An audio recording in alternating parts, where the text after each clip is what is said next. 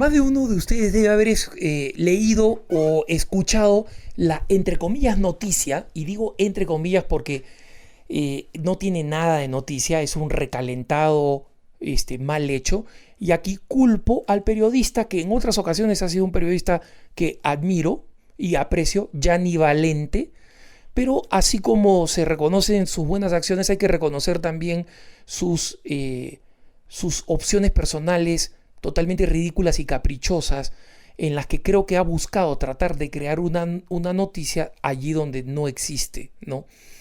Gianni Valente lo que hace es citar unas palabras muy elogiosas del actual arzobispo Gerhard Müller, que es el prefecto de la Congregación para la Doctrina de la Fe, a partir de un fenómeno totalmente local, italiano, un fenómeno local. Este tema yo ya lo abordé cuando Gerhard Müller, el arzobispo Gerhard Müller, fue nombrado prefecto para la Congregación para la Doctrina de la Fe. Cuando ya se rumoreaba que iba a ser prefecto, varias personas señalaron con preocupación el hecho de que él tenía algunas expresiones que eran consideradas como contrarias a la virginidad de María, que no es cierto, ¿no? Y por otro lado, su admiración por Gustavo Gutiérrez y la teología de la liberación. Yo expliqué que esa era una inclinación personal, totalmente personal. Y como inclinación personal, en una situación como la del futuro prefecto de la Congregación para la Doctrina de la Fe, podía ser vista como una debilidad. Yo salí en defensa de Gerhard Müller y lo vuelvo a hacer ahora. Gerhard Müller, efectivamente, el arzobispo Gerhard Müller, es una persona que ha generado simpatías con, por ejemplo, la ex pontificia y universidad ex católica en el Perú, y específicamente con uno de los más importantes autores de la teología de la liberación, Gustavo Gutiérrez Merino, ¿no? Peruano. Y estas simpatías, él ha recibido el honoris causa, etcétera, han sido simpatías que yo esperaba que no se fueran a prolongar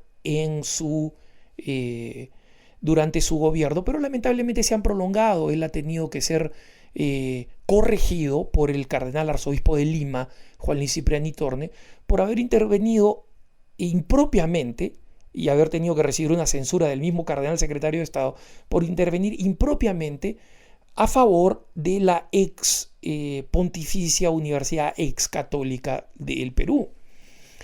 Y ahora, o sea que su simpatía por Gustavo Gutiérrez ya lo conocíamos. Él en el 2004, o sea, mucho antes de ser prefecto, cuando era obispo, publicó un libro de ensayos suyos y de Gustavo Gutiérrez, ¿no? Gianni Valente le llama un libro a cuatro manos, ¿no? Esa típica retórica exagerada italiana. No es un libro a cuatro manos, es un libro con artículos recalentados de uno y luego de otro, de uno y de otro. Es decir, dos manos, luego otras dos manos, luego otras dos manos, ¿no? En donde efectivamente el arzobispo Müller elogia a Gustavo Gutiérrez. Y la razón de su elogio es porque hubo una especie de captura ideológica de Monseñor Müller cuando llegó al Perú, vio la pobreza y creyó que la teología de la liberación era la única alternativa para curar la pobreza. Y no lo era, y no lo ha sido nunca, ¿no? Al contrario, la teología de la liberación lo que ha hecho es generar una fobia de algo que debería estar en el corazón de todos los cristianos, que es el amor de preferencia por los pobres, y que ahora el Papa Francisco nos las está trayendo de manera fresca y sin ninguna ideología. Entonces, el libro del 2004, que no tiene nada de nuevo, es un recalentado, obviamente contiene elogios a Gustavo Gutiérrez. Entonces, ¿de dónde saca Gianni Valente, el prefecto de la Congregación para la Doctrina de la Fe, pone fin a la batalla con la teología de la liberación? Estas hipérboles que son defecto de una determinada mentalidad italiana, ¿no? Nada es suficientemente hiperbólico en muchas cosas italianas. Y no quiero ofender aquí a ningún amigo italiano, porque amo la cultura italiana, me eduqué en un colegio italiano, hablo fluidamente el italiano, como saben muchos, porque fui educado además no en un colegio italiano solamente en la lengua, sino en la cultura italiana. Pero cuando uno va a Roma y ve que hay un tren que se llama rápido, otro que se llama rapidísimo, otro que se llama directo y otro que se llama directísimo, uno piensa, bueno, ¿cuál es el que tengo que tomar para llegar más rápido? ¿No? Entonces, este uso de las palabras, porque el artículo original de Gianni Valente está en italiano, este uso de las palabras se vuelve un abuso, ¿no? Porque ¿de dónde viene todo este mito de que se ha puesto fin a la guerra de la teología de la liberación, que ya se ha puesto paz, fin a la guerra? En el hecho de que una editorialista italiana, una pequeña editorial italiana, bueno, no tan pequeña, pero no una de las importantes, ¿no? Una pequeña editorial italiana está republicando este libro del 2004 en italiano. O sea, nosotros los católicos de habla hispana, que somos la mitad de los católicos del mundo, no vamos a tener ni idea de ese libro. No lo vamos a ver, porque ese libro es un plomazo y no se va a editar en español. O si se edita en español, no lo va a leer nadie. Lo harán para hacerle un favor. Siempre hay casas editoriales que, digamos, le hacen favores a arzobispos, etcétera, publican un libro, no, pero no lo va a leer nadie, porque el libro es un plomazo, ¿no? Y lo conozco, por si acaso. Por los artículos, no hablo el alemán, o sea que no he leído el original en alemán, pero sí por los artículos. Es decir, por los distintos ensayos que son esta colección de libros. Entonces, en este libro, como ya es conocido, el arzobispo Müller elogia enormemente a Gustavo Gutiérrez, ¿no? Y elogia la teología de la liberación diciendo que es uno de los grandes movimientos teológicos del siglo XX. Entonces, de ahí Gianni Valente, por su propio capricho, saca como conclusión que este es el fin de la guerra, porque ¿de dónde viene la lógica? Supongo yo de que si es que el futuro cardenal, porque va a ser cardenal, pero todavía arzobispo Ludwig Meyer, acepta la publicación de este libro en italiano, de alguna manera está haciendo un pronunciamiento. Eso no es así. Esos son unos ensayos de un obispo que habla sobre temas debatibles con los cuales una cantidad enorme de teólogos y comentaristas latinoamericanos, entre los que me incluyo, discrepamos. ¿Por qué? Porque quien lee Teología de la Liberación Perspectivas, vaya a los textos, lea Teología de la Liberación Perspectiva, lean los textos donde dicen al rico se lo ama combatiéndolo. ¿De dónde sale eso del Evangelio? Sale de la lucha de clases del marxismo. Gustavo Gutiérrez asumió el marxismo. Que ahora diga, que utilice eufemismos para dar marcha atrás, ¿no? Y que diga, bueno, en realidad la teología es una relación de amor con Dios. Y uno escribe cartas de amor, y las cartas de amor que escribió hace años no dicen lo mismo que las cartas de amor que uno escribe ahora, pero es el mismo amor. Simpática, astuta forma de tratar de justificar el hecho de que escribió textos ferozmente marxistas, que contaminaron la teología, que destruyeron seminarios, que destruyeron congregaciones religiosas femeninas, que indujeron a gente a la práctica militante y a la guerrilla y al terrorismo.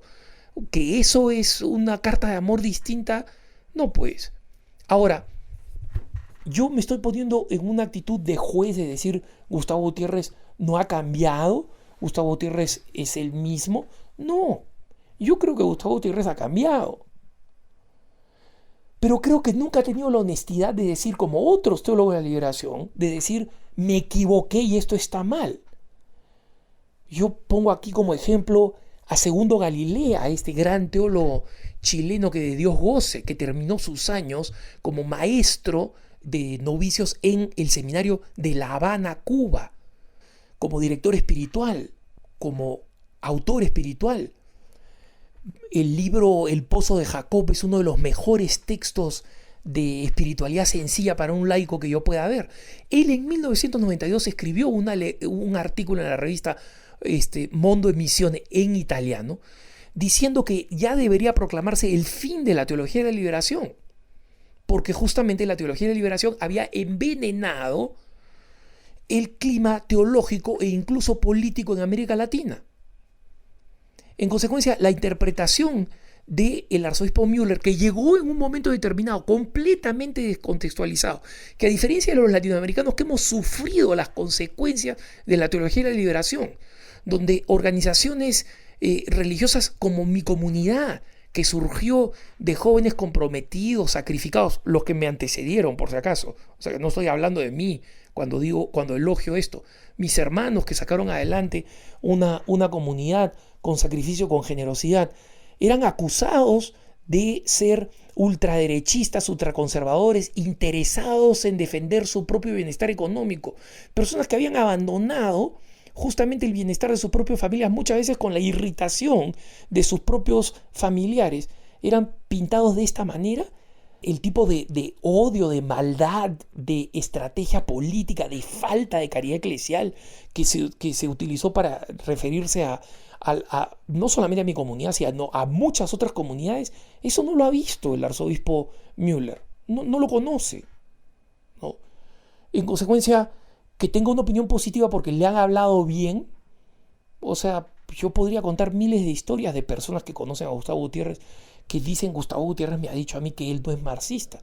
Lógico, si ven a él, que es un hombre que probablemente tiene buenas intenciones, hay que suponerlas por lo menos, que dice eso a otras personas. Me lo decía, por ejemplo, el famosísimo jesuita Juan Carlos Escanone en Argentina, ¿no? Obviamente ellos van a creer lo que él dice, pero yo me refiero a lo que he visto en mi vida de periodista desde que tenía 18 años, desde que comencé recién a vincularme con la fe, recién estaba ahí calentando motores y veía estas cosas extrañas de la teología de la liberación y comencé mi carrera de estudiante de periodismo y después como periodista. Yo conozco la historia completa. Yo he visto el surgimiento de Sendero Luminoso y su feliz desactivación en el Perú, y he visto las conexiones entre la teología de la liberación y el surgimiento de esos movimientos horrorosos, o las guerrillas marxistas en América Central. En consecuencia, nadie puede decir que la teología de la liberación que se ha puesto paz. No se ha puesto paz. ¿Saben cuándo se va a poner paz? Cuando el padre Gustavo Gutiérrez y otros teólogos de la liberación importantes digan: nos equivocamos, ¿no? Pero o han abandonado la iglesia o se han muerto, como Juan Luis II, sin decir nada. Pero ahí están todavía John Sobrino, que dice que no, que su nombre es catalán, que pronunciarlo John, ok, John Sobrino, ¿no? Ahí está Gustavo Gutiérrez. Ellos todavía deben una disculpa, ¿no? Pero no la van a hacer, por lo pronto no la van a hacer. En los que han declarado que se sienten maltratados, injustamente abusados. Tenían toda la maquinaria de la prensa secular en la época en que estaban.